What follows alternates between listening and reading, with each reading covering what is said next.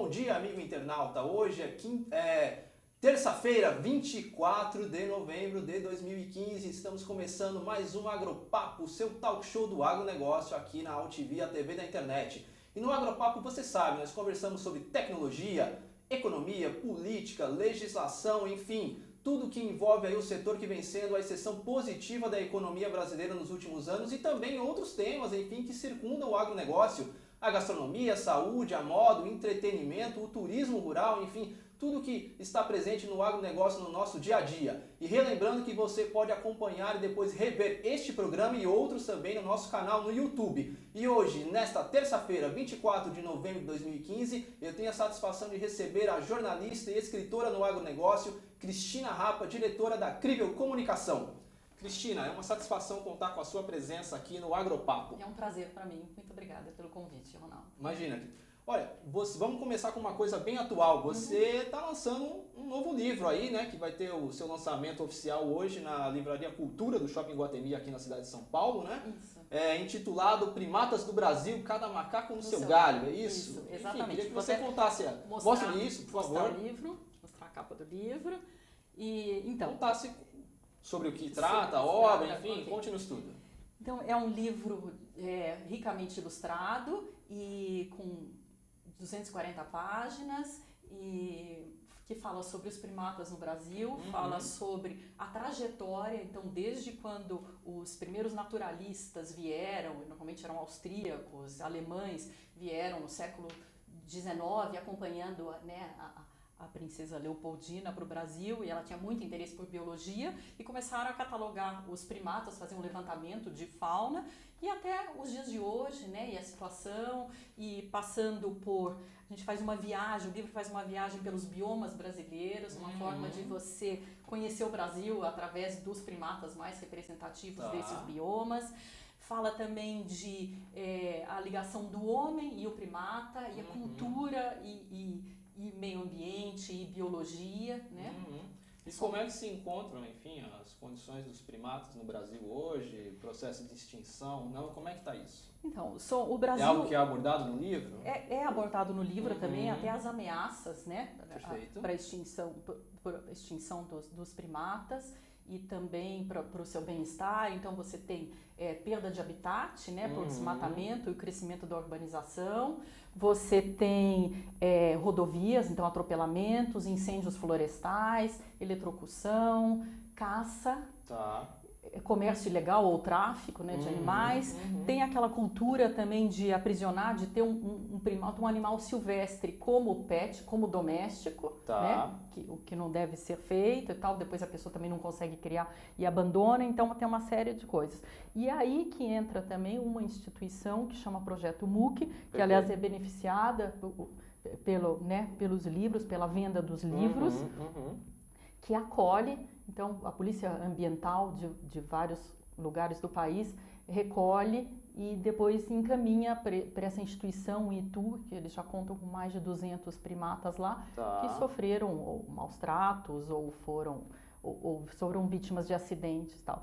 E, inclusive, a Lívia Botar, que é a presidente dessa instituição, é uma das autoras do livro, além de mim, e da Heloísa Bruns, que é uma professora da Unicamp, já autora de 14 livros. Então é uma organização não governamental que trata do cuidado com os primatas? Com os primatas, é especializada em primatas. Perfeito. E, na verdade, o foco deles não é a preservação em si, mas é acolher e tratar depois esses animais e criar um ambiente o mais próximo possível do seu ambiente natural. Vamos aproveitar o gancho desse momento da entrevista. Tem contato dessa instituição para você passar para o nosso internauta? Temos.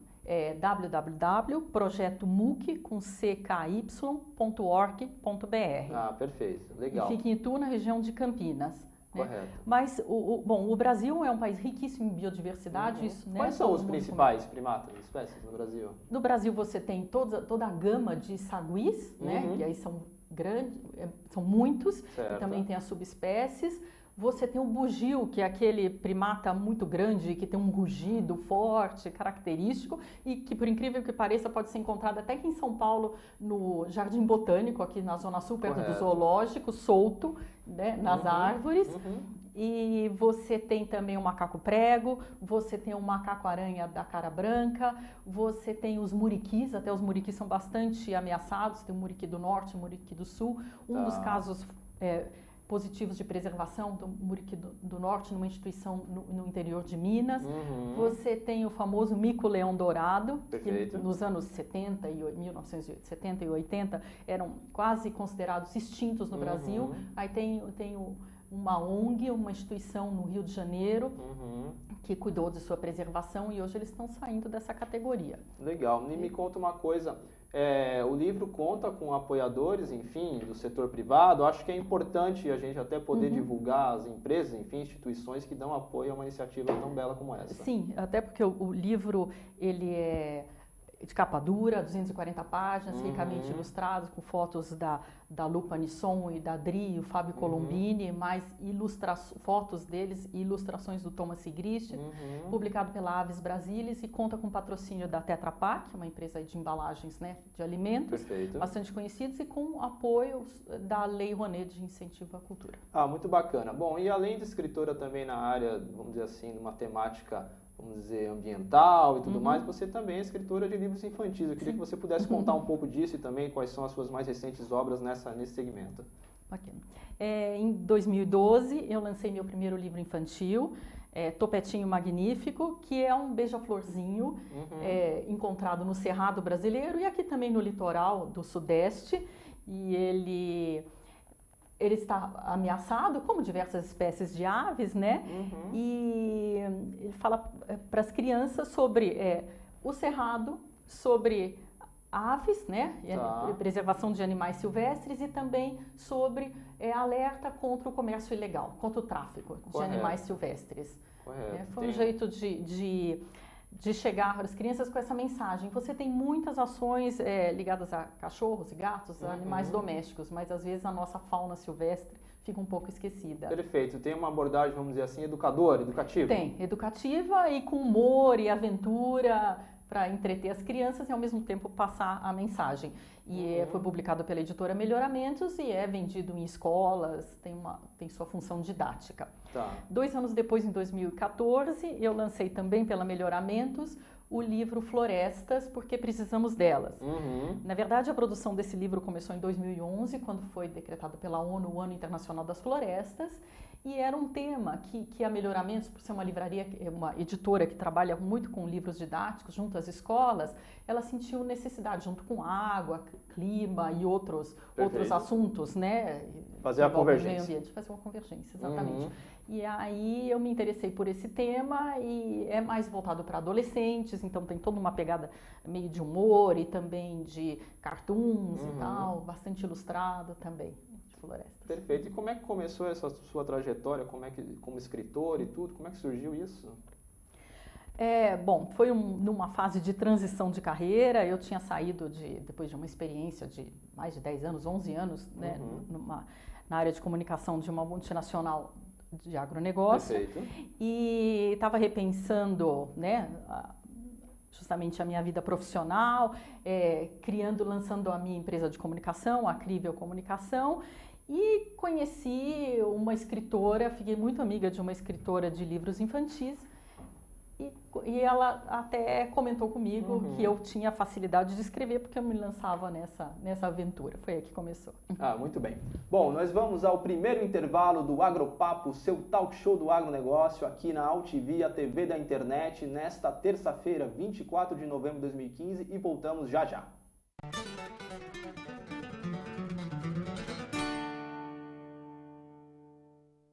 Entenda quão presente o campo está no cotidiano da cidade. Cenário Agro, revista eletrônica com reportagens, entrevistas e artigos sobre agricultura e as boas propostas para se produzir alimento, fibras e energia, com respeito ao meio ambiente e às pessoas que cultivam a terra ou consomem seus produtos. Cenário Agro, o campo no seu dia a dia.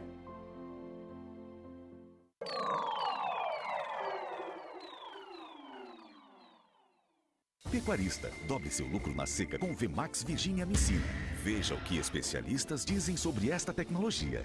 E a Virginia Amicina, na verdade, tem viabilizado um sonho de mudança da rentabilidade dos pecuaristas que participam conosco. Então acho que a Virginia Amicina é uma tecnologia que veio para ficar. Nós já temos vários clientes utilizando essa tecnologia com resultados fantásticos. Não dá para deixar de utilizar. Exija Virginia Amicina no mineral do seu rebanho. Vmax Virginia Amicina. A dose certa para produzir mais. A população mundial tem crescido rapidamente e seguirá avançando nas próximas décadas. De acordo com a Organização das Nações Unidas para a Alimentação e Agricultura, até 2050 seremos 9,3 bilhões. Você sabe como vamos conseguir alimentar tanta gente? Entre outros fatores, consciência e manejo integrado às modernas tecnologias. A Andef protege a agricultura brasileira e defende essa causa. Andef, acreditar é o nosso alimento.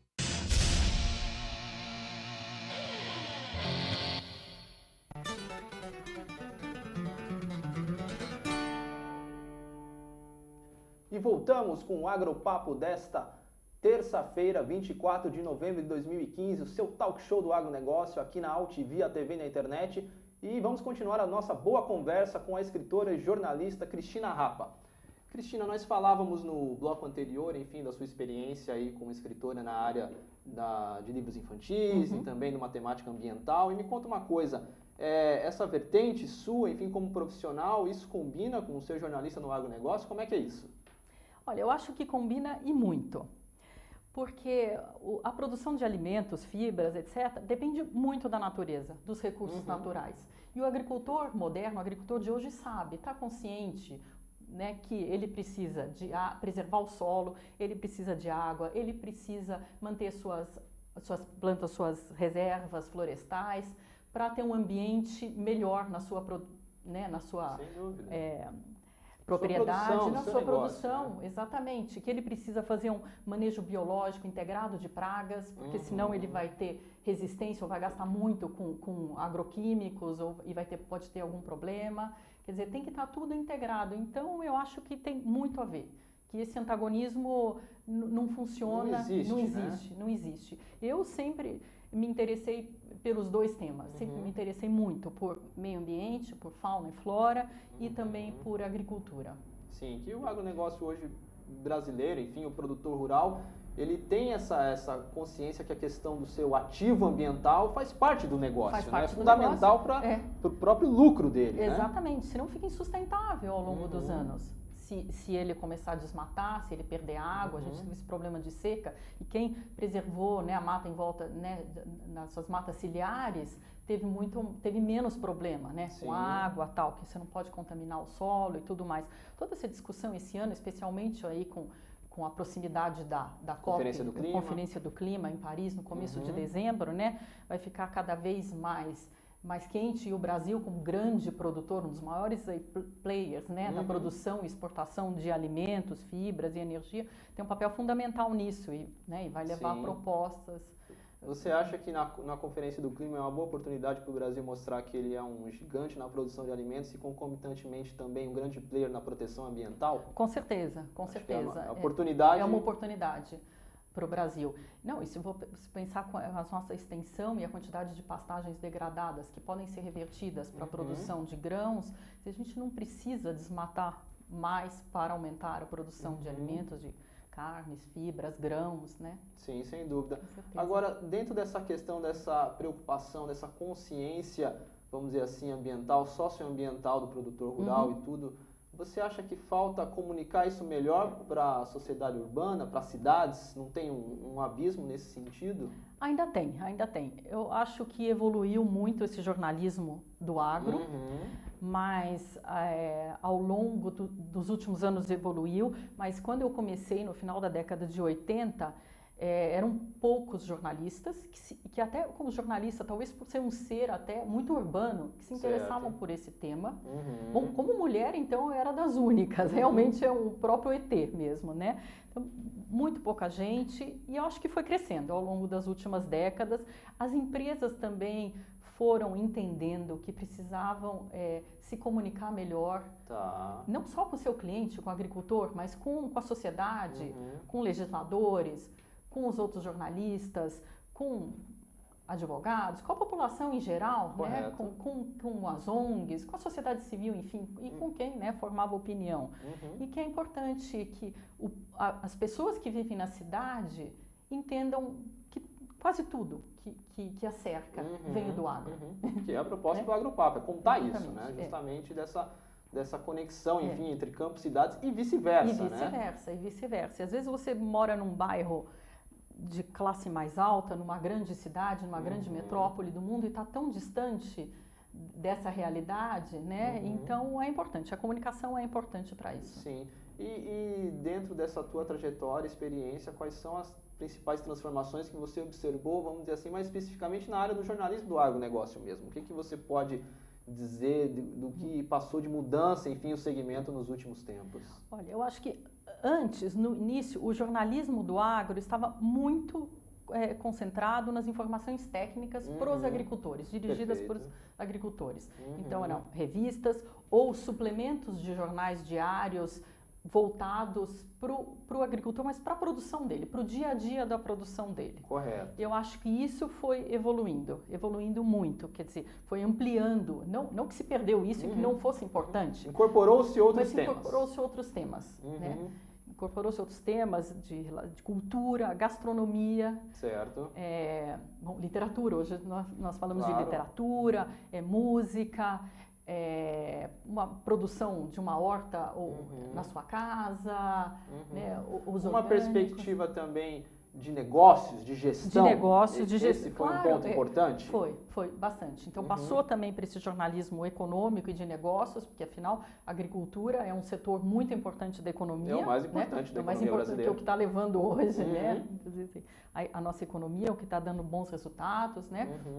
Na balança comercial. Então incorporou-se também esse aspecto econômico, correto.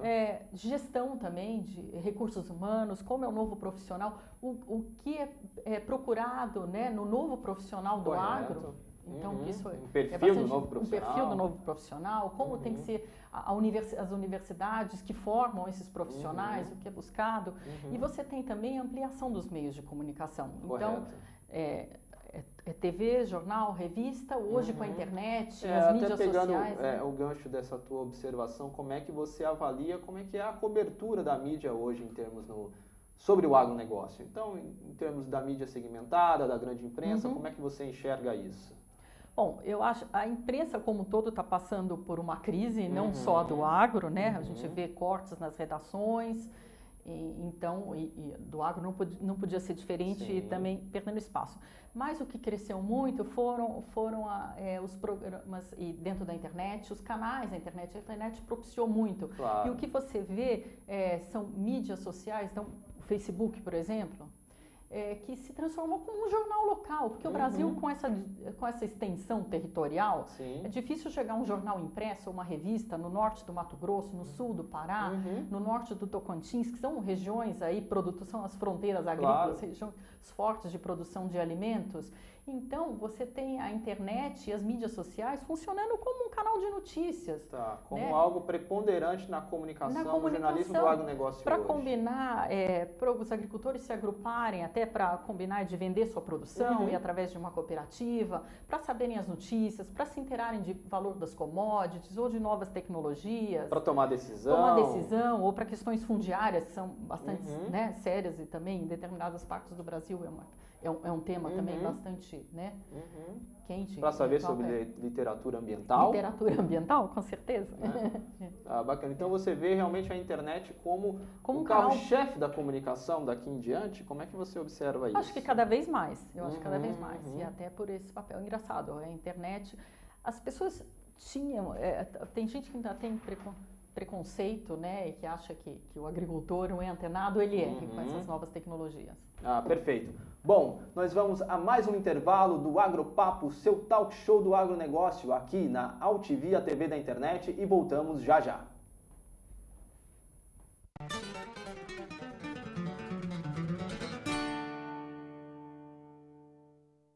A população mundial tem crescido rapidamente e seguirá avançando nas próximas décadas. De acordo com a Organização das Nações Unidas para a Alimentação e Agricultura, até 2050 seremos 9,3 bilhões.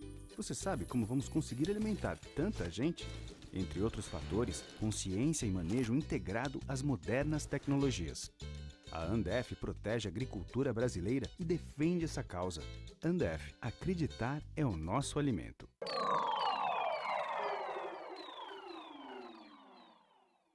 Entenda quão presente o campo está no cotidiano da cidade. Cenário Agro, revista eletrônica com reportagens, entrevistas e artigos sobre agricultura e as boas propostas para se produzir alimento, fibras e energia, com respeito ao meio ambiente e às pessoas que cultivam a terra ou consomem seus produtos. Cenário Agro, o campo no seu dia a dia.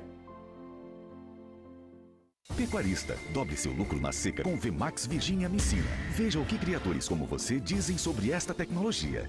Hoje, a Virginia Amicina, no meu sistema de produção, ela é indispensável. O que eu estou tendo de resultado é justamente utilizando a Virginia Amicina. A Virginia Amicina realmente dá resultado. Já tenho recomendado para vários pecuaristas. Demorou, errou. Viu como é simples? Exija Virginia Amicina no mineral do seu rebanho. Vemax Virginia Amicina. A dose certa para produzir mais.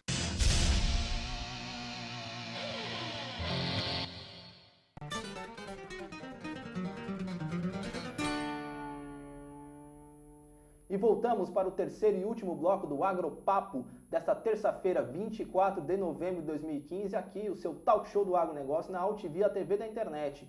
E relembrando que você pode rever este e outros programas no nosso canal no YouTube. É só colocar na busca lá Agropapo que você tem acesso a todas as nossas edições. Bom, e nós vamos continuar a nossa boa conversa com a escritora e jornalista Cristina Rapa, diretora da Crível Comunicação.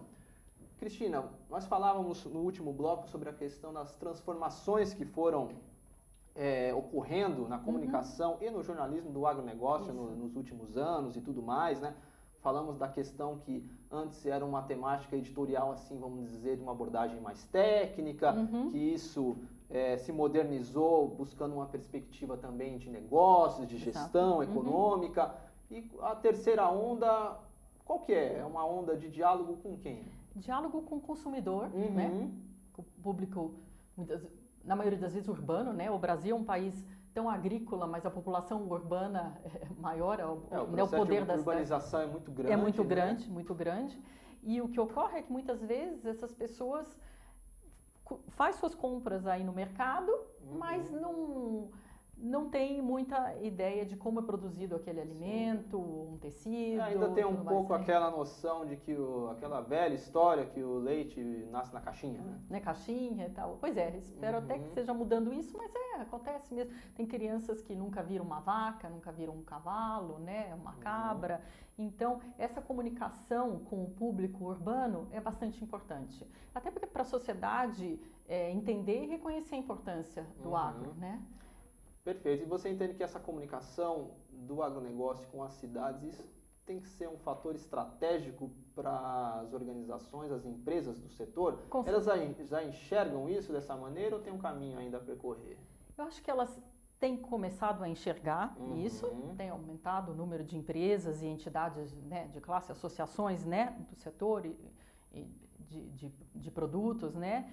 Que tem já enxergado esse caminho e apostado nesse diálogo, né, com o público urbano. E aí as matérias não podem ser técnicas, tem que ter tem que ser um pouco mais didáticas e numa linguagem não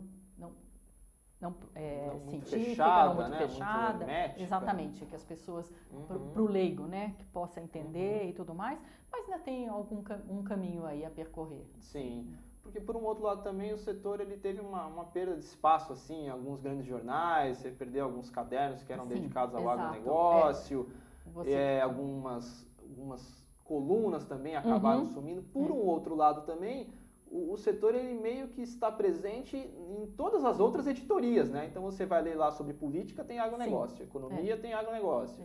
Meio ambiente tem agronegócio, ciência tem agronegócio, né? Foi até uma justificativa, né, que um canal de TV e alguns jornais deram para justamente acabar com o programa ou com suplementos especializados, é que cada vez mais as notícias do agro estão dentro de outras editorias, né? Sim. Pulverizou, né? Então, de economia, de cultura e tudo mais, cidades e tal, né? Legal. Então você entende que esse novo jornalismo no agronegócio, vamos dizer assim, essa comunicação, ela tem que ter um caráter assim educador para conversar com outros públicos que são fundamentais para o setor, não só o público exclusivamente da produção do dia a dia do agro, né? Sim, eu acredito que sim.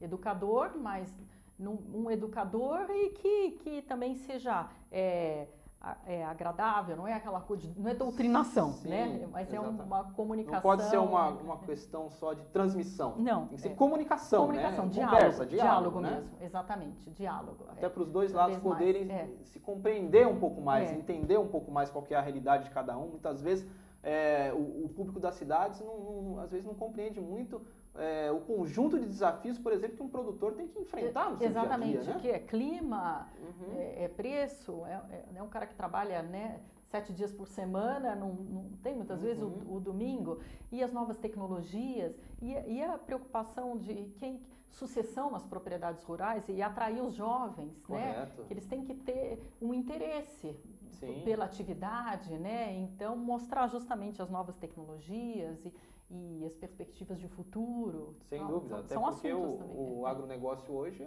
vamos dizer assim, até por toda a força que o setor tem demonstrado economicamente nos últimos anos, ele é uma oportunidade boa de carreira. De carreira, muito. Não só dentro das empresas, né, das indústrias de produtos, né, ou de máquinas agrícolas, mas no campo também, e nas tradings, nas cooperativas, né, em quem faz o comércio também. Perfeito. E quais são as principais, vamos dizer assim, os principais desafios que você observa para se trabalhar com jornalismo, comunicação? Vamos focar no jornalismo do agronegócio hoje. Quais são os principais desafios, gargalos, entraves? Bom, o principal hoje é a falta de emprego, de espaço mesmo, mas bom. Que não é exclusivo do agro. Que não é exclusivo do agro, não é exclusivo do agro. Isso, realmente. O entendimento entender, estudar, porque tem umas questões mais específicas, né? Também particularidades, né? Então, tem que estudar, tem que se interessar, acho que tem que sair para o campo, tem que conhecer, porque você ficar só na redação e no telefone, dificulta um pouco o entendimento do dia a dia, né? Na produção. Sim. Até porque, enfim, o agronegócio ele teve, vamos dizer assim, essa pulverização em outras editorias nos últimos tempos, enfim, o setor se expandiu, enfim, rompeu fronteiras, só que por um outro lado, para você poder fazer uma comunicação, um jornalismo, vamos dizer assim, bom, assertivo no agronegócio, esse profissional ele tem que entender as especificidades, as particularidades do segmento, né? É algo importante, né? Até para fazer pauta, para conversar com o produtor, né? Para ter esse diálogo, ele tem que entender essas. Sim. Para fazer, por exemplo, decodificar as coisas do campo para as cidades, né? Então, falar sobre tecnologia, ele tem que entender o que o agricultor está falando, de repente usando algum jargão e tudo mais, e poder contar isso para o consumidor, né? Exatamente. Acho que isso é um ponto importante do profissional, né? De poder estar entendendo essas particularidades para poder contar para a cidade. Contar para a cidade, né? Exatamente.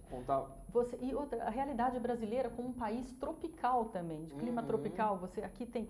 Então, muitas vezes tem essa ideia que no Brasil se consome muito agrotóxico, porque a quantidade aqui é enorme. Foi um tema de algumas edições passadas já do Agropapo. Exatamente. Né? Só que aqui, como país tropical, a gente faz mais de um ciclo de plantio, mais de uma safra por ano, tem mais pragas. Sim. Então, né, como controlar isso? Então, para o consumidor também poder entender, né? Entender como é que a ciência vem sendo usada para a proteção das lavouras e concomitantemente para a segurança dos alimentos e qualidade deles. Exatamente. Né? O grande desafio do uso dos agroquímicos é o seu bom uso. O bom uso, exatamente, porque como qualquer tecnologia, até como remédio, se você tomar de forma errada, vai te fazer mal. Exatamente. Então, o bom uso é fundamental.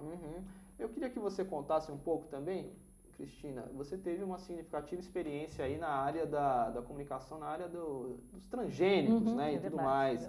Queria que você pudesse contar que tipo de aprendizado isso trouxe para você e também para o setor, né? Todo esse desafio aí de comunicar o que é transgênico para a sociedade, para o consumidor, enfim, conte para a gente. Bom, quando eu comecei a trabalhar com comunicação, né, numa grande empresa pioneira, né, Monsanto, de produção de transgênicos, né, de biotecnologia, final da década de 90, e toda essa questão era uma grande polêmica e um grande desconhecimento. Correto. Em grande parte, né, por culpa justamente das empresas. Porque as empresas agrícolas que forneciam insumos para os agricultores estavam acostumados a falar com o seu público-alvo, com o seu cliente, que era o agricultor. Tá. Não tinham nenhuma experiência em falar para o público urbano. Então, essa questão dos transgênicos foi assim, uma quebra de paradigma, provocou uma mudança total na comunicação do agro. E as ONGs ambientais, especialmente o Greenpeace, naquele começo, naquela época, foram muito importantes para isso e elas tiveram um papel bastante importante para essa mudança na comunicação. Até porque elas conseguiam dialogar com o público urbano com muito mais facilidade do que o pessoal das empresas, né, que foi aprendendo. Então, foi um grande aprendizado. No começo, realmente foi um processo longo, acho que melhorou muito, né? Até porque também não se viu problemas de questões de segurança, né? E acho que as empresas aprenderam a valorizar a comunicação com o público urbano. Muito bem. Bom, nós estamos encaminhando aqui para o desfecho do Agropapo desta terça-feira, mas quero atender aqui um dos nossos internautas que encaminhou uma pergunta para a Cristina Rapa. Enfim, é importante, os internautas que são a razão de existir do Agropapo. Cristina, o César Castilho Nogueira de Cuiabá, ele te pergunta qual o bom caminho para ingressar na área do jornalismo do agronegócio. Vale a pena? Eu acho que vale. Eu estou bastante satisfeita, César. Bom, em primeiro lugar, você tem que justamente ter interesse, ter que estudar um pouco, né, dessas peculiaridades do agro, se interessar, conversar com uma editoria, mostrar, né, o interesse dentro do veículo de comunicação que trabalha, ou então dentro da universidade para algumas matérias, né, sobre isso, ler mais e começar em frente. É isso aí, é sucesso. Muito bem. Olha, para a gente fechar, eu queria que você pudesse mostrar novamente o seu livro que você está lançando hoje. Isso. E também a maneira como é que as pessoas podem encontrar essa obra. Essa obra. Bom, o lançamento é hoje, à noite, a partir das 19h30, na Livraria Cultura do Shopping Guatemi, aqui em São Paulo, que vai ter uma noite de autógrafos, vai ter até um leilão de fotos, tem benefício do projeto MOOC. O livro pode ser depois comprado tanto na Cultura quanto nos sites do projeto MOOC, que é www.projetomook.org.br, desculpa. E aí tem uma parte da renda do livro que é para benefício da entidade, e também no site da editora Aves Brasilis, www.avesbrasilis.com.br. Muito bem. Olha, eu quero agradecer novamente a sua participação. Foi uma satisfação contar contigo aqui no Agropapo e volte mais vezes. Obrigada. Bom, e assim nós encerramos a edição dessa terça-feira, 24 de novembro de 2015 do Agropapo, o seu talk show do agronegócio, aqui na UTV, a TV da internet. E relembrando que você pode rever este e outros programas no nosso canal no YouTube, é só digitar Agropapo lá no YouTube. E, enfim, na próxima quinta-feira nós vamos conversar com o gerente de agronegócios da Fiesp, o Departamento de Agronegócio da Fiesp, Antônio Carlos Costa. Então, até lá e um abraço.